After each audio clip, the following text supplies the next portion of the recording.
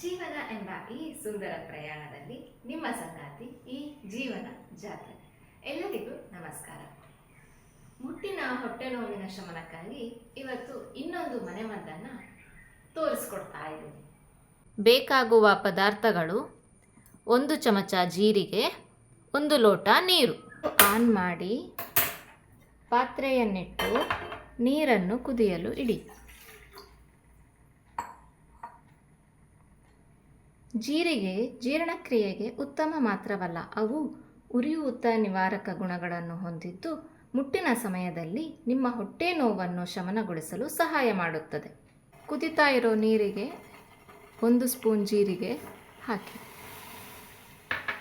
2 ನಿಮಿಷಗಳ ಕಾಲ ಜೀರಿಗೆ ಹೀಗೆ ಕುದಿಯಲಿ. ಮಹಿಳೆಯರೇ, ನಿಮ್ಮ ದೇಹವನ್ನು ನೋಡಿಕೊಳ್ಳುವುದು ಮತ್ತು ಅದರ ಅಗತ್ಯಗಳನ್ನು ಆಲಿಸುವುದು ಬಹಳ ಮುಖ್ಯ ಎಂಬುದನ್ನು ನೆನಪಿಡಿ. ಈ ನೈಸರ್ಗಿಕ ಪರಿಹಾರ ಉತ್ತಮ ನಿದ್ರೆ, ಒತ್ತಡ ನಿರ್ವಹಣೆ ಮತ್ತು ನಿಯಮಿತ ದೈಹಿಕ ಚಟುವಟಿಕೆಯೊಂದಿಗೆ ನಿಮ್ಮ ಮುಟ್ಟಿನ ಸಮಯದಲ್ಲಿ ನೀವು ಹೇಗೆ ಭಾವಿಸುತ್ತೀರಿ ಎಂಬುದರಲ್ಲಿ ದೊಡ್ಡ ವ್ಯತ್ಯಾಸವನ್ನುಂಟು ಮಾಡಬಹುದು. ಇದನ್ನು ಪ್ರಯತ್ನಿಸಲು ಮರೆಯಬೇಡಿ. 2 ನಿಮಿಷ ಕುದ್ದಿದೆ, ಆಫ್ ಮಾಡ್ತೀನಿ ಗ್ಯಾಸ್ನ. ಇದನ್ನು ಸೋಸಿ ಒಂದು ಲೋಟಕ್ಕೆ ಹಾಕಿ ದಿನಕ್ಕೆ 2 ಬಾರಿ ಕುಡಿಯಿರಿ, ಬೆಳಿಗ್ಗೆ ಒಮ್ಮೆ, ಸಂಜೆ ಒಮ್ಮೆ.